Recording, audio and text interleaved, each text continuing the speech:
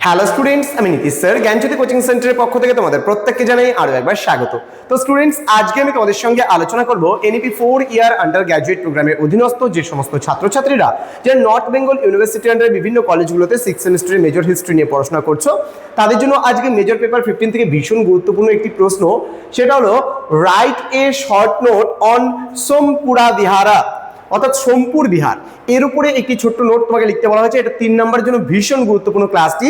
যারা এখনো পর্যন্ত আমাদের চ্যানেলটিকে সাবস্ক্রাইব করেনি তারা অবশ্যই চ্যানেলটিকে সাবস্ক্রাইব করে পাশে থাকা বেল আইকন অল প্রেস করে দাও, যাতে নেক্সট টাইম থেকে কোনো ভিডিও আপলোড করলে তার নোটিফিকেশনটা তুমি সবার আগে পেতে পারো। এছাড়া যারা ভাবছো যে অনলাইনে আমাদের ক্লাস জয়েন করবে, আমাদের থেকে নোটস নেবে, তারা অবশ্যই যোগাযোগ করবে আমাদের অফিসিয়াল নাম্বার 7076398606 নম্বরে অথবা 6295916282 নম্বরে। তোমাদের টোটাল কোর্স ফি রয়েছে তোমাদের এই সাধ্যের মধ্যে জাস্ট 1199 রুপিসের বিনিময়ে তোমরা পুরো কোর্সটা আমাদের কাছ থেকে নিতে পারো। তো দেরি না করে আজই যোগাযোগ করতে পারো আমাদের সঙ্গে এবং যুক্ত হতে পারো আমাদের অনলাইন ক্লাসে।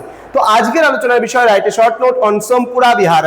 সোমপুরা বিহারের উপরে একটা ছোট্ট নোটস আমরা লিখবো। এখানে একটা ছবি দেওয়া আছে সোমপুর বিহার, যদি কেউ কখনো না দেখে থাকো, সোমপুর মহাবিহার একটা বৌদ্ধ মহাবিহার বা বুদ্ধিস্ট একটা সিস্টেমের অনুযায়ী এটাকে তৈরি করা হয়েছে। তো এটার ছবিটা একটু তোমরা দেখে নাও, তোমাদের পড়াটা বুঝতে সুবিধা হবে।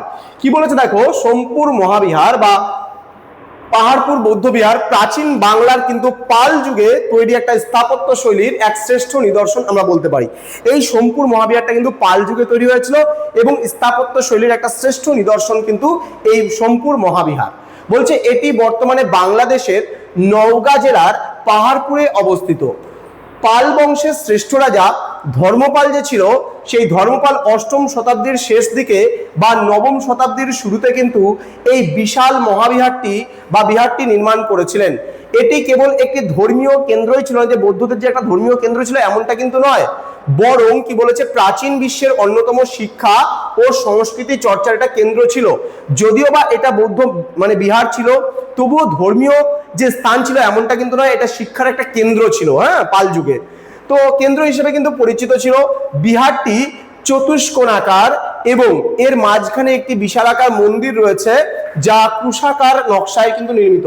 তোমরা এটা দেখতে পাচ্ছ, ক্রুশের আকারে কিন্তু এই জিনিসটা কিন্তু পুরোটা একটা ক্রুশের সিস্টেমে কিন্তু নির্মিত হয়েছে এবং এখান থেকে তোমরা দেখতে পাচ্ছ এই যে সিস্টেমটা রয়েছে এটা কিন্তু একটা চতুষ্কোণ আকার একটা পার্ট একটা তৈরি হচ্ছে, 4টা কোণ যুক্ত একটা এই বিহারটা কিন্তু তৈরি হয়েছে, যেটা একটা আর্কিটেকচারাল একটা ডিজাইন কিন্তু এখানে চলে আসছে। নেক্সট কি বলেছে, নেক্সট বলছে এই মন্দিরের দেওয়ালে কিন্তু পোড়ামাটির অসংখ্য ফলক বা টেরাকোটা চিত্র দেখা যায়। এই যে তুমি দেখতে পাচ্ছ এটা কিন্তু মন্দিরের দেওয়াল অলঙ্করণ। এবার মন্দিরের দেওয়াল অলঙ্করণে কিন্তু আমরা খুব সুন্দরভাবে যে জিনিসটা দেখতে পাচ্ছি সেটা বিভিন্ন চিত্র, ঠিক আছে, বিভিন্ন চিত্রগুলো কিন্তু এখানে পরিলক্ষিত হচ্ছে বা দেখা যাচ্ছে, যেখানে তৎকালীন বাংলার কিন্তু সাধারণ মানুষের জীবনযাত্রা, দেবদেবী এবং পশু পাখির ছবি কিন্তু ফুটিয়ে তোলা হয়েছে। তাহলে সব জায়গায় যে মানুষ রয়েছে বা মানুষের চিত্র রয়েছে এমনটা কিন্তু নয়, এখানে মানুষের চিত্রের পাশাপাশি কিছু ফুলের বা কিছু আর্কিটেকচারাল, কিছু পশু পাখির ছবিও কিন্তু এখানে দেখা যায়। তো বলছে প্রায় 300 বছর ধরে কিন্তু এই বিহারটি বৌদ্ধ ধর্মের কিন্তু জ্ঞানলোক ছড়িয়েছিল। অর্থাৎ জ্ঞানালোক বলতে কি, যে বৌদ্ধ ধর্মের যে জ্ঞান সেগুলো মানুষের মধ্যে ছড়িয়ে দিয়েছিল কিন্তু এই ধর্ম। এবং তিব্বতের বিখ্যাত পণ্ডিত কিন্তু অতীশ দীপঙ্কর শ্রীজ্ঞান এখানে কিছুকাল অবস্থান করেছিলেন বলে কিন্তু জানা যায়। 1985 সালে ইউনেস্কো যে ছিল, ইউনেস্কো নির্মিত একে কিন্তু বিশ্ব ঐতিহ্যবাহী স্থান বা ওয়ার্ল্ড হেরিটেজ সাইট হিসাবে কিন্তু স্বীকৃতি দিয়েছিল।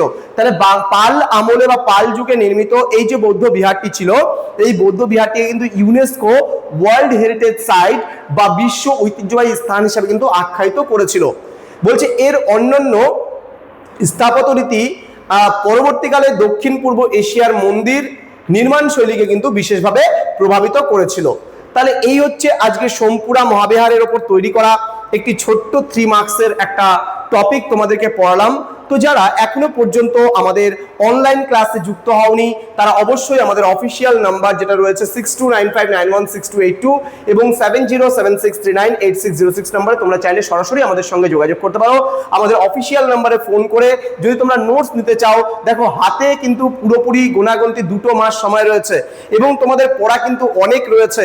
তো এই সংক্ষিপ্ত সময়ের মধ্যে তোমরা যদি তোমাদের পড়াটাকে শেষ করতে চাও তাহলে কিন্তু অবশ্যই যোগাযোগ করো আমাদের সঙ্গে এবং আমাদের পুরো কোর্স ফিটা রয়েছে তোমার সাধ্যের মধ্যে মাত্র 1199 টাকা, 4টা মেজরের পেপার সাথে একটা মাইনরের পেপার পাচ্ছ সম্পূর্ণ বিনামূল্যে।